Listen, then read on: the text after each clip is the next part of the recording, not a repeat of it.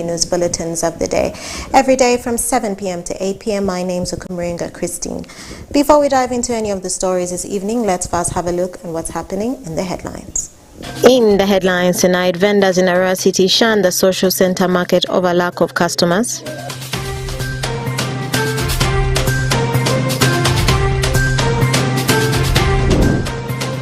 Seven grass stats houses banned, 7 suspects arrested in Zombo district.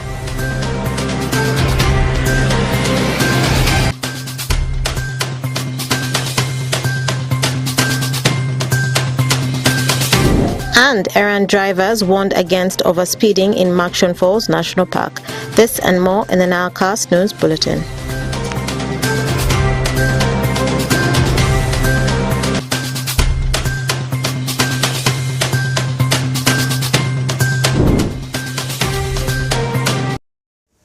Good evening once again, viewers. You're most welcome to the NILE Cast on your West Nile television. Now let us dive into some of the stories of the evening. Traders from the Arua City Social Center Market that was gazetted to help support the Arua main market have complained of shortage at the facility as some of the reasons as to why the traders are failing to take full charge in embracing the facility. Parish Majid reports more. Traders for whom the Social Center Market was created as an alternative to the Arua main market are failing to take full charge in embracing the facility. This market was gazetted to help support the Arua main market, where traders complained of shortage at the facility, and the Arua City Council, in response to the concerns of the traders, and in order to avoid street vending, gazetted a number of market facilities. Some of the markets that were gazetted by the city authorities include Gaga Textile Market, Lobida Market, Kirabu, and Social Center Market, which remains unoccupied by traders till date. At the Social Center Market located along Idiofe Road in Central Division, very few vendors have embraced the area, most especially those dealing in textiles, as most of the shops remain closed and dilapidated. Kalio Robert, the chairperson of Social Center Market, says the vendors have failed to embrace the facility because of its hidden location, which is also affecting the turnout of customers. The place is hidden because some people think that this is a barracks. They don't take it as a market, because if they see from there, they see the barracks, they think these houses behind this way, they are for soldiers or policemen or police ladies who are using them. So if a person is new, cannot know that there is a market because it is hidden inside, so they don't have access for it. So I think the people who planned it to be like this, I think made a mistake. Because even the entries, they don't show anything like inside there is a market. So in doing so even those who are selling within here, because now the customer don't come here, they feel somebody spends the whole day without selling. From there, no options. As a solution to attracting both the vendors and customers, Kalio appeals for extensive advertisement so as to inform the masses about the existence of the market. There should be more advertisement of the market than maybe any other thing. Reason being, so many people don't know the place. Those who know, they feel as if there's no market this way. So in doing so, it makes work for the people here very difficult to operate. Kalio further appeals to the relevant authorities to take full charge of the facility. My request is just let them take the due diligence to come over and take over the market in full swing. That means provide a security from there, then you advertise more so that the place can be full. If the place is full, that means either even the person who is standing in the market will gain more, that everybody will be gaining. So there will not be any loss on any side. Well, as an alternative to the Arua main market, the vendors could actually take advantage of this facility that we are talking about, which is the social center market. And recently, with the implementation of the trade order, where most of the traders say the facility is not enough for them, and they could actually now be incorporated here. And what ways the local governments and the different stakeholders is actually to see to that also the vendors take advantage of this facility. And really, the reason for the shunning of this facility remains best unknown, and the solution is entirely in the hands of the stakeholders to make sure that the vendors, maybe who are off the streets, can also be incorporated here. Parish Majid is my name. Stay tuned to West Nile Television NILE Cast News Bulletin. Moving on to Zombo District, residents of Otheko East Village, Paida Sub-County, Zombo District, have, after the murder of a 67-year-old woman and the resident of the same village, retaliated against the murder by banning of 57 grass-thatched houses on the claim that she was innocently murdered by her village mates. The 7 suspects have been arrested in connection to the matter and have been transferred to Zombo District for further investigations. Alfred Jawok reports. Security forces in Zombo and Nebi district swung into actions as violence continues to escalate in Arisi village, Otheko East village by the sub-county Zombo district after the murder of a 67-year-old woman, Beta Anewa, a resident of the same village. The deceased was allegedly killed in Arisi village on allegation of land disputes with their family members. The body of the deceased was discovered this morning, dumped along Nebi Pagese Road in Paida sub-county. The relatives of the deceased are retaliating against the murder on the claim that she was innocently murdered by her village mates. Nebi District Police Commander Senior Superintendent of Police Amisi Kayondo said they received the information about the incident and rushed to the scene despite the area of operation is under Zombo Police. Amisi added that police managed to apprehend 7 suspects in connection to the murder and the suspects will be transferred to Zombo District for further investigations. They couldn't leave security to do the investigation very well. They had to come with a lot of violence, with a lot of destruction. But our going was on time and we rescued the situation. Though a lot of destruction had been done, more than 50 houses were burnt. I mean to understand there are 56 houses, glass thatched houses we are set ablaze, which we don't promote. That's a barbaric way of reaction, and we are not happy with that one. Concerning that one, we have made some arrests. With me in the castle, I have 7 suspects, and I'm going to transfer those people, plus all the exhibits which have been recovered, to my brother, the DPC of Zombo, because the offense was committed from Zombo. So I have a high hope that prosecution will go on from our brothers from Zombo. When our reporter visited the scene this morning, the homeless residents took refuge in the nearby villages of Namthin and Labora. Florence Ochui, female councillor of Otheko East Parish, blames Zombo District Police for their late response when emergency arises. Police the bini wakwe, chengi Labora de kumeni police bini wakwe, then tinken the police bini wakwe, malembe ke information ma enu vuta. Don't want a government to be calling one in the kit pack of my one ear. Dano a or tago or Pira Bishka go in your Pira Bossian. Ping Mokuma Dan water, Pedana di Bishako Kakani di Bikon in Navy.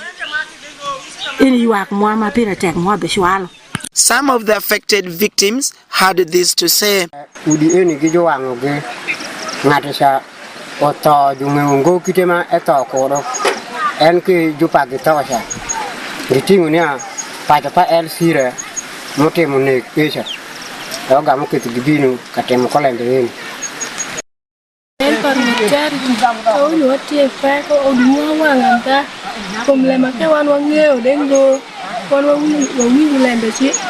Ugam Lebamu Kushania, Dukawang or Tantawagam, work a Jenny Wang, and they don't watch more don't think more. Similarly, in 2023, over 72 houses also burnt in Labora village by an angry mob of the retaliating Avono community from Ame parish in revenge to the murder of 2 people. Alfred Jawok, West Nile TV, Nile Cast.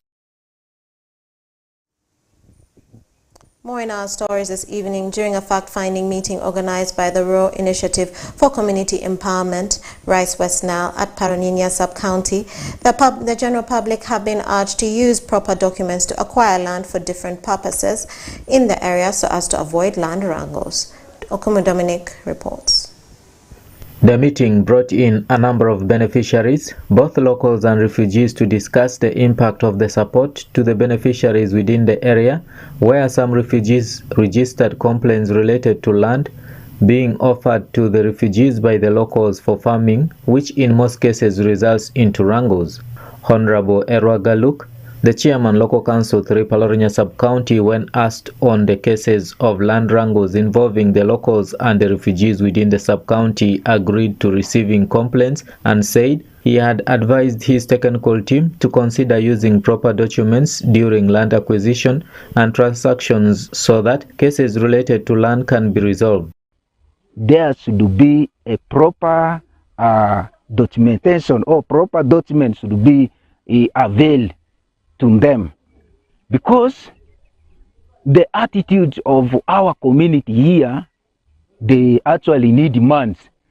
So when they give in the second season, they pick, but if there could be a proper document, it will support our brothers from the settlement to move ahead with their development. Mr. Addo Anthony, the Senior Assistant Chief Administrative Officer, Palorinya Sub-County, said there should be no challenges in regards to usage, control and access to land between the nationals and the refugees, saying the country has an open-hand policy to welcome refugees. There should be no challenges in regard to access control and usage of land between the nationals and refugees. As the nationals, we had an open-hand refugee policy. We welcomed these refugees onto these lands ourselves. We are ready to utilize whatever little resources we have with the nationals, be it land, be it health facilities, be it educational facilities. There should be ideally no challenge. My guidance in regard to challenges over usage, control, and access to land is that everything we should endeavor to document and involve the existing government structures in acquisition, usage, and control of land. Mr. Pojo James, a farmer and a refugee in Palorinya Sub-County, said they have come to realize that the price for renting land for cultivation is very expensive and the available land is so small that it promotes competition among the farmers. When we understand about the land, the duration or how long it should be, and the agreement, the expenditure, there is a higher expenditure on the renting fee from the landlord. Normally is looming fear because a lot of demands. Population is too big, the land is too small. People are competing seriously. Mr. Ochigintai Gordon, a local council official within the refugee camp in Palorinya refugee settlement, said they have been talking to the office of the Prime Minister and United Nations High Commissioner for Refugees to provide them with land for cultivation because the refugees cannot go ahead and cultivate without land, which has greatly affected them within the camps. We talk always, even we talk with OPM, UNHCR to get us the land where we are going to cultivate, because you may get resilience. You can defend from your own thing. If you get a good security, you can plan and everything that you are going to plan. Because now you move from Moyo to Obongo district, from Obongo district to Ajumini. This is the life. You cannot fear for that one. Maybe you can cultivate everywhere. You can cultivate. Currently, Palorinya Sub-County in Obongi district is hosting over 1,000 refugees, mainly from South Sudan, since the camp was opened way back in 2015. The refugees have for long lived in the area, but there has always existed some minor disagreements between the locals and the refugees, especially in relation to sharing some resources.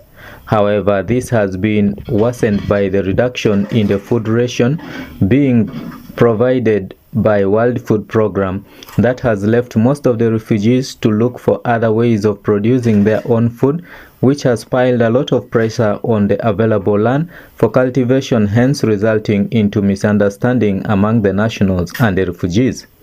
Dominican number of beneficiaries, both locals and refugees, to discuss the impact of the support to the beneficiaries within the area where some refugees registered complaints related to land being offered to the refugees by the locals for farming, which in most cases results into wrangles. Honorable Erwa Galuk, the chairman local council 3 Palorinya sub-county, when asked on the cases of land wrangles involving the locals and the refugees within the sub-county, agreed to receiving complaints and said he had advised his technical team to consider using proper documents during land acquisition and transactions so that cases related to land can be resolved. There should be a proper documentation, or proper documents should be availed to them, because the attitude of our community here, they actually need demands. So when they give in the second season, they pick, but if there could be a proper document, it will support our brothers from the settlement to move ahead with their development. Mr. Addo Anthony, the Senior Assistant Chief Administrative Officer, Palorinya Sub-County, said there should be no challenges in regards to usage, control and access to land. And more in our stories, the Uganda Wildlife Authority has issued strict guidelines for errant truck drivers who are overspeeding beyond 40 kilometers per hour, putting the lives of the wild animals at risk in Murchison Falls National Park. This comes after the Uganda National Roads Authority closed Karuma Bridge to the heavy trucks, including buses, and provided Tangi Parab Masindi Road for the alternative route as they repair the bridge. Take a look. Following the pronouncement last week by Uganda National Roads Authority to close Karuma Bridge not to be used by heavy trucks, including buses, and provided Tangi Parab Masindi Road for an alternative route as they repair the bridge, officials from Uganda Wildlife Authority has issued strict guidelines for errant drivers who are overspeeding beyond 40 km per hour, putting lives of wild animals at risk. Despite numerous attempts like speed governors, harms mounted on the road, among others, some truck drivers are not following the guidelines. A valiant effort is put to control the trucks right from Tangi Gate to the southern bank of Murchison Falls National Park. However, during an exclusive interview with the West Nile TV reporter on 8th May 2024 at Murchison Falls National Park headquarters, Wilson Kagoro, Community Conservation Warden Murchison Falls National Park, disclosed that they have learned that many truck drivers do not abide by the safety rules and regulations put to protect wild animals. If they want us to be very peaceful Ugandans, they must not overspeed. Driving must not exceed 40 kilometers per hour for those who have vehicles and they are driving. Kagoro appealed to truck drivers to follow the guidelines to avoid inconveniences on the road. Kagoro believes that the works on Karuma Bridge will not take more than 3 months, so that heavy trucks will use normal route to and from West Nile and Northern region. He further urged all truck drivers and their passengers not to feed the animals and avoid littering the park, but expect all cars using the route to have trash bins provided for safety of the animals. Please keep those trash bins in the vehicles that you're going to travel in, and whatever waste you have, whether kavera, whether empty bottles, keep them in the car. And at the gates we have areas where they can be able to put them, and we will keep them well, and we will actually burn them in the incinerator. So we don't expect them to go around throwing trash anywhere, because it is not allowed and it will actually break our rules. And that in our country, who would wish to see this trash being thrown in somebody's compound? Would you wish your compound to have such things? I think it is not. And therefore want to encourage all peace-loving Ugandans who are going to use the Pakwach Masindi Road to always, as much as possible, to avoid throwing trash on the road. Tangi Parab Masindi is 110 kilometers, and this route has been used by tourists, government officials, and other private cars upon entry payment at the gate. Alfred Jawok, West Nile TV, Nile Cast.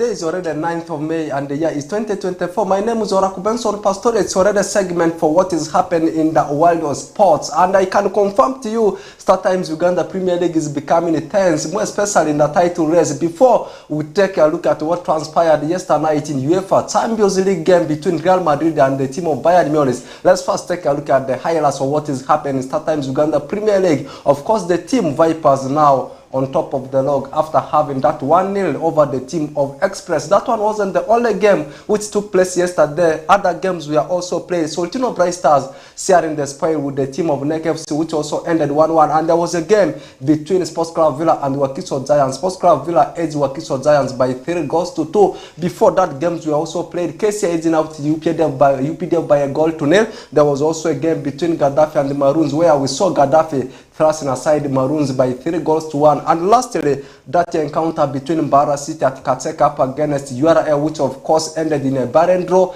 As I said earlier on, now looking at the table standing, the team which is currently leading the log in StarTimes Uganda Premier League is the team of Vipers. They have 49 points, the same number of points with the team which is second on the log. That's Ball FC also with the 49. That means Vipers is ahead of Ball because they have a superior goal difference in terms of positive. Now the team which is at number 3 is the team of Chitara with the 48 points. At number 4 is Sports Club Villa also with the 48. And KCA, they have climbed up to 5th position with the 45 points. And the team which completes the top 6 in StarTimes Uganda Premier League top table standing is the team of NEC with something of around 44 points. Let's leave things which are transpired in Ugandan sports here and we jet to Europe and we talk about what, in fact, we talk about European sports. FIFA has already confirmed the date and the venue for the Stanbic Uganda Cup final, and it will be taking place at Mutesa 2 Stadium, Wankulukuku, the home ground for the team of Sports Club Villa, and it will be played on 25th of this particular month, and the year is 2024. And let's now jet to Europe. We talk about the biggest tournament in Europe. It's all about UEFA Champions League, whereby yesterday there was a very big encounter between the team of Bayern Munich and the team of Real Madrid. Of course, Real Madrid needed a brace from Yesolu to see that they knocked out Bayern Munich in the semi-finals, now setting up a final with the team of Borussia Dortmund, also a team that comes from Germany. And the final will be taking place in Wembley, London. That will be the final between the Los Blancos and the team of BVB side. Meanwhile, also talking about Europa Conference, one game was also played yesterday night between the team of Fiorentina and Club Brugge, which ended in a 1-1 tie because Fiorentina won the first league in Italy, which of course was a 3-2 win for them. They have advanced to the finals after 4-3 aggregate win over the team of Club Brugge. And still one other game to be played tonight, and the kickoff time is 10 p.m. East African time. It will be a game between Olympiacos Pro and the team called Aston Villa. As I talk right now, it's Olympiacos leading Aston Villa by 4-2. And also in UEFA Europa League, also the reverse fixers of the semi-finals are also set to bounce back tonight, whereby we will be expecting a very huge encounter between Bayer Leverkusen and the team of AS Roma. As I talk right now, it is the team of Bayer Leverkusen leading AS Roma of Italy by 2-0 because they won the first leg at the Stadio di Olimpico. On the other side, there will also be an encounter between the team of Olympique de Marseille that comes from France. They will be taking on Atalanta, a team that comes from Italian Serie A. By the way, people want to know where, of course, the finals are going to be played. The finals of UEFA Europa League will this time be taking place in the Republic of Ireland in a city called Dublin, and that was where the finals of 2011 was played between Sporting Braga and FC Porto. Meanwhile, for the final of UEFA Europa Conference League, it will be taking place in Greece, the stadium of AK Athens. Like I said earlier on, the finals of UEFA Champions League this time will be returning in England, and it will be taking place at the national stadium called Wembley. The last time the final of UEFA Champions League was played in England was way back in 2013. It was a final between Bayern Munich and Borussia Dortmund. This time again, Borussia Dortmund visiting Wembley, but this time with a different team. Not now, they are arch-rivals, Bayern Munich, but now with the team called Los Blancos. Let's finalize everything with what is happening in the world of transfer. I can confirm to you, Jorginho, former player for Napoli and also for Chelsea, has already extended his stay with the Gunners. That's after signing new contract with the team of Arsenal. That one brings us to the end of today's edition of NILE CAST Sports News, and it has been me, Benson Pastore. Let's link up again tomorrow. Tomorrow will be Friday. Still, I will be in the studios of West Nile Television to give you what has already happened and what continues to happen in the world of sports.